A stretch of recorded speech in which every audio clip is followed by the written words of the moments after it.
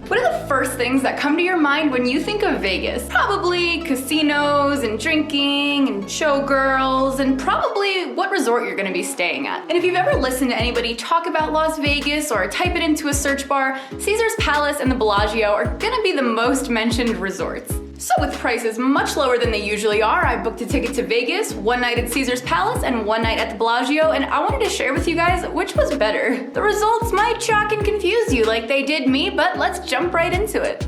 First off, these are the room types that I'm comparing. The prices have the tax and the resort fees included. At Caesars Palace, I stayed in the Palace Premium Studio Suite, which cost a total of $179 and was a 700 square foot room. That's pretty big for a hotel room. That's like the size of a standard apartment. And at the Bellagio, I stayed at the King Resort Room, which is their basic and cheapest room at $253 total and was slightly over 500 square feet. So I guess the real question is the Bellagio worth an extra $74 a night?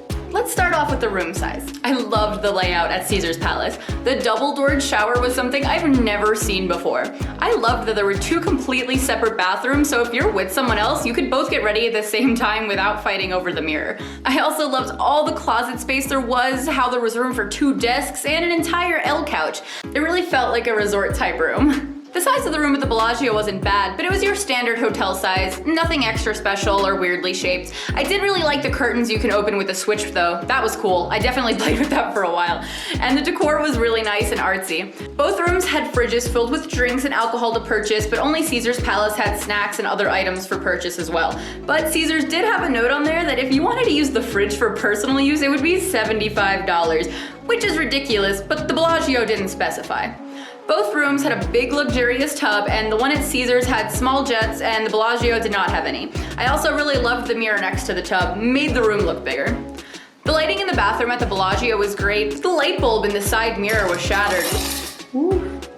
Okay, now let's talk about checking in. The one thing that I really didn't like about Caesars was if you wanted to check in early, it's an extra $50, even just 1 hour before. $50. That was quite annoying considering I was already in Vegas and had luggage with me and kind of just wanted to get settled into a room before I went out exploring and filming, but luckily they did have free luggage storage at their bell desk, so that was cool, and they'll bring it to your room as soon as you check in. Also, you do have to wait on a kiosk line and get like a physical card for your room, which is kind of annoying because all the places that I've stayed at recently have had mobile check-in due to social distancing and the pandemic. The Bellagio had mobile check-in. I got a notification from their MGM app the second that my room was ready at like 12:50 in the afternoon, which was fantastic on a Saturday. It was awesome. I was able to just go right on up with my key card and put my stuff down and not have to pay any extra. The checking out process was just reversed. You had to go back to the lobby at Caesars and deposit your key card into their kiosk, and at the Bellagio you just click a link on the email, which was pretty fantastic. As for the resort itself, and granted both resorts aren't fully open due to the pandemic, so I can only judge based off of what I saw, both hotels have their strengths. The Bellagio had this super cool conservatory in its lobby to walk through and take pictures of, and of course a big casino, some nice shops, and the incredible fountain outside. I do believe that Caesars Palace's casinos were a little bit bigger though. Definitely took me longer to walk through. I feel like I also like the way they set up the shops here better with the sky ceiling. It was a super cool vibe and a great place to take pictures, even without any shows going on. Okay, so bottom line, do I think that the Bellagio was worth an extra $74 a night over Caesars Palace?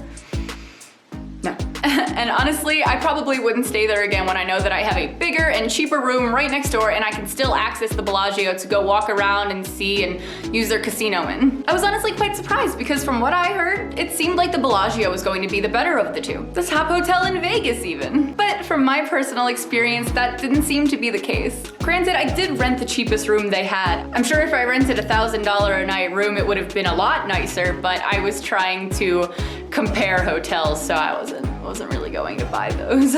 Alright you guys, I hope if you're planning a trip to Vegas, this video helped you pick where you want to stay. Of course I encourage everybody to go out and see things for themselves, but in this case, maybe save yourself a bit of money for the slots instead. If you're new here, please smash that subscribe button so you're ready for all the awesome adventures I'm about to go on, and I will catch y'all on the next one.